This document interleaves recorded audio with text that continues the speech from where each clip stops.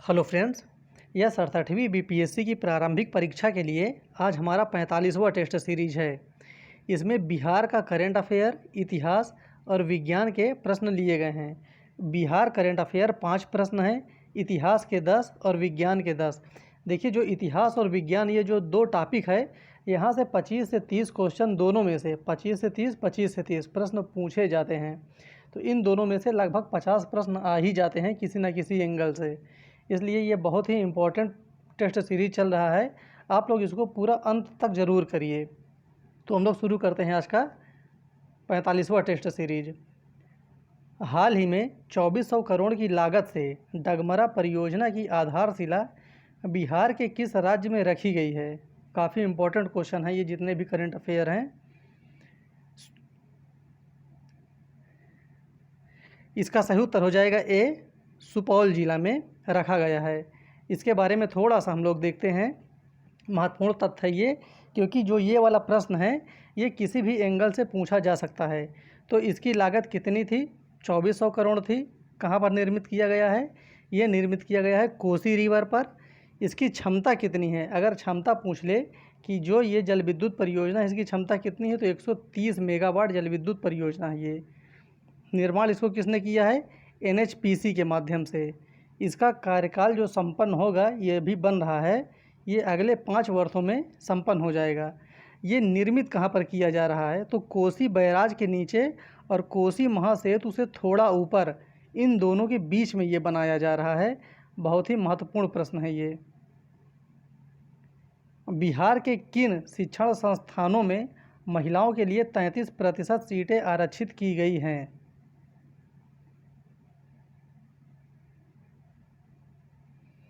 इसका सही उत्तर हो जाएगा ई, उपर्युक्त में से एक से अधिक। क्योंकि जो 33% सीटें आरक्षित की गई हैं वो है इंजीनियरिंग कॉलेज, मेडिकल कॉलेज और स्पोर्ट्स कॉलेज। इन तीनों में किया गया है। ये केंद्रीय विश्वविद्यालय जो लिखा हुआ है ये चौथा में नहीं है। विश्व पर्यावरण दिवस पर बिहार सरकार द्वारा 5 करोड़ पौधे लगाने का लक्ष्य जिसे पूरा किया गया है, ये जो 5 करोड़ पौधे लगाए गए हैं इसको कितने से कितने समय के बीच में पूरा किया गया? इसका सही उत्तर हो जाएगा ए, 5 जून से 9 अगस्त के बीच में। बिहार के कितने जिलों में सोने जो गोल्ड है उस पर हॉलमार्क निर्धारित किया गया है? कि अब उस स्टेट पे हॉलमार्क गोल्ड ही बिकेंगे। कितने स्टेट हैं ऐसे? इसका सही उत्तर हो जाएगा बी, ये हैं 12 ज़िले। 12 ज़िलों में हॉलमार्क गोल्ड ही बिकेंगे। हाल ही में आई एक नई रिपोर्ट के अनुसार बिहार के कितने ज़िले नक्सलवाद से मुक्त हुए हैं? ये अभी हाल ही का डेटा है और काफ़ी इम्पोर्टेंट क्वेश्चन है। ऐसे प्रश्न बीपीएससी पहले कई बार पूछ भी चुका है। कितने ऐसे ज़िले हैं? इसका सही उत्तर हो जाएगा डी, 6 ज़िले अभी ऐसे हैं जो नक्सलवाद से मुक्त हुए हैं। अगर ये प्रश्न पूछ ले कि कितने अभी ज़िले बाकी हैं, तो अभी 10 ज़िले बाकी हैं जिनको अभी मुक्त कराना है। कल्हड़ की राज तरंगड़ी को किसने आगे बढ़ाया? मतलब किसने आगे लिखा है इनकी राज तरंगड़ी को?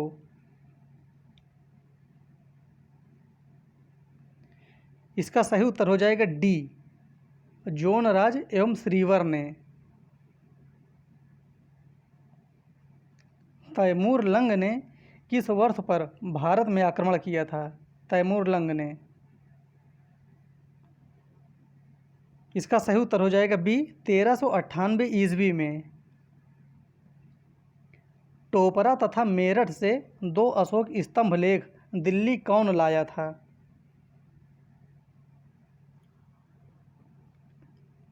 इसका सही उत्तर हो जाएगा बी, फिरोज शाह तुगलक के द्वारा लाया गया था। ये चीज़ ध्यान देना है कहाँ कहाँ का। तो पहला है टोपरा, दूसरा है मेरठ। दिल्ली के किस सुल्तान ने ब्राह्मणों पर भी जजिया लगाया था? काफ़ी सिंपल सा इसका उत्तर है। इसका सही उत्तर हो जाएगा बी, फिरोज शाह तुगलक। इसके द्वारा जजिया कर वसूल किया गया था ब्राह्मणों से भी। चोलों का राज्य किस क्षेत्र में फैला था? जो चोल साम्राज्य था वो कहाँ कहाँ तक फैला था? इसका सही उत्तर हो जाएगा डी, ये फैला था कोरोमंडल तट से दक्कन के कुछ भाग तक। ये बहुत ही महत्वपूर्ण प्रश्न है ये। मुगल काल में दरबारी भाषा थी, जो मुगल काल की दरबारी भाषा थी वो कौन सी भाषा थी? इसका सही उत्तर हो जाएगा सी, फारसी भाषा थी। और यही प्रश्न घुमा कर भी पूछता है बीपीएससी। यहाँ पर लिखा हुआ है कि यही भाषा मुगल काल में अदालत में भी चलती थी। तो ऐसा भी प्रश्न आ चुका है कि मुगल काल में अदालत में कौन सी भाषा चलती थी, तो वही हो जाएगा इसका उत्तर फारसी भाषा। अबुल फजल द्वारा अकबरनामा पूरा किया गया था, कितने समय में पूरा किया गया था? देखिए, जो इसका उत्तर है वो यूपीपीएससी आयोग का उत्तर है, और वो उत्तर एकदम करेक्ट भी है, क्योंकि वो किताबें ऐसी हैं जिसमें इसका उत्तर अलग अलग दिया गया है। तो जो इसमें उत्तर दिया गया है वही सही है। इसका सही उत्तर हो जाएगा ए, 7 वर्षों में। जो अबुल फजल द्वारा अकबरनामा है इसको पूरा किया गया था 7 वर्षों में। और इसका टाइम भी दिया गया है। अकबरनामा की रचना 1590 से 1596 ईस्वी के बीच अकबर के शासनकाल में की गई थी। तो इसका टाइम भी आप लोगों को पता रहना चाहिए, टाइम पीरियड भी पूछता है इसका। अनवर ए सुहेली नामक ग्रंथ निम्नलिखित में से किसका अनुवाद है?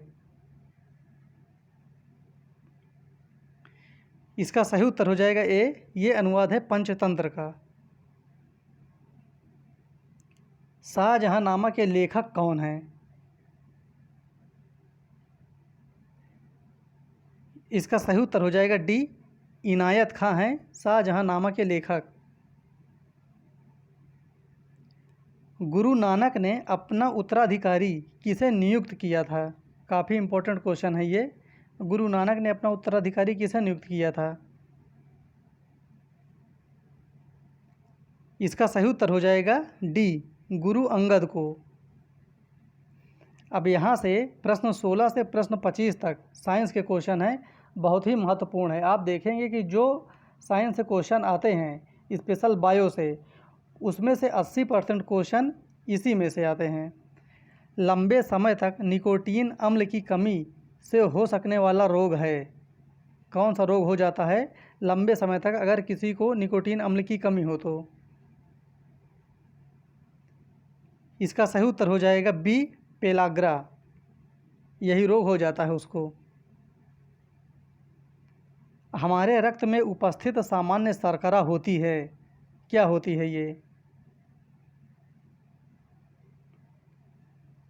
इसका सही उत्तर हो जाएगा डी, ग्लूकोज होती है। जो सामान्य शर्करा होती है रक्त में हमारे, वो ग्लूकोज कहलाती है। आप लोग इसको एकदम पूरा रट डालिए। इनमें से कौन पदार्थ मीठा है फिर भी शर्करा नहीं है वो?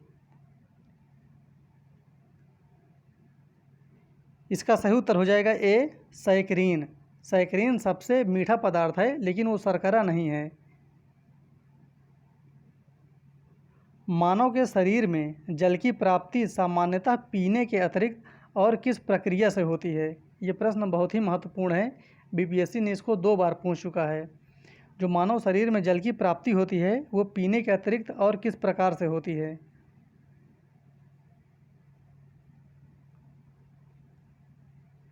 इसका सही उत्तर हो जाएगा ए, ग्लूकोज के ऑक्सीकरण से मानव के शरीर में जल की आपूर्ति होती है। किस विटामिन की कमी से रक्त क्षीणता का रोग होता है?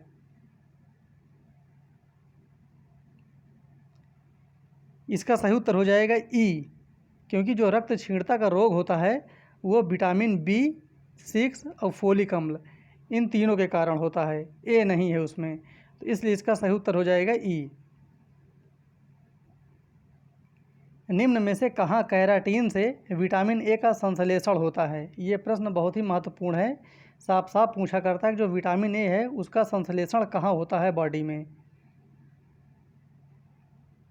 और इसका सही उत्तर हो जाएगा डी, यकृत में होता है विटामिन ए का संश्लेषण। सब्जियों से हमें मुख्यतः मिलते हैं, मुख्य रूप से क्या मिलते हैं?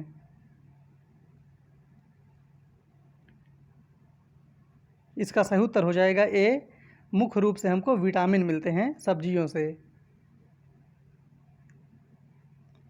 किस विटामिन की अनुपस्थिति से शरीर में कैल्शियम की कमी हो जाती है?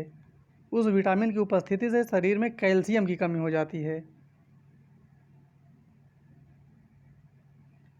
इसका सही उत्तर हो जाएगा विटामिन डी। सही है इसको उत्तर सी। विटामिन डी की कमी से शरीर में कैल्शियम की कमी हो जाती है। हमारे भोजन में संरचनात्मक खाद्य पदार्थ है। कौन सा संरचनात्मक खाद्य पदार्थ माना जाता है? इसका सही उत्तर हो जाएगा सी।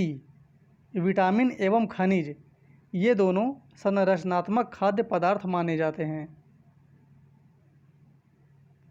घटते हुए क्रम में मानव शरीर में विद्यमान प्रमुख तत्व हैं। ये काफ़ी इम्पोर्टेंट क्वेश्चन है, आपको इसको तो एकदम रटा रहना चाहिए। घटते हुए क्रम में बताना है इसको। सबसे अधिक कौन है, फिर उससे कम, फिर उससे कम। तो इसका सही उत्तर हो जाएगा सी। सबसे अधिक बॉडी में पाया जाता है कैल्शियम, फिर फास्फोरस, फिर गंधक है, पोटेशियम है, फिर उसके बाद सोडियम। यहाँ तक। इस प्रकार से आज हमारे 25 क्वेश्चन कंप्लीट हुए। किसी को किसी भी प्रश्न में कोई भी डाउट हो तो वो कमेंट बॉक्स में कमेंट कर सकता है, उसको डिटेल में उत्तर बता दिया जाएगा। फिर मिलते हैं अगले वीडियो में, तब तक के लिए धन्यवाद।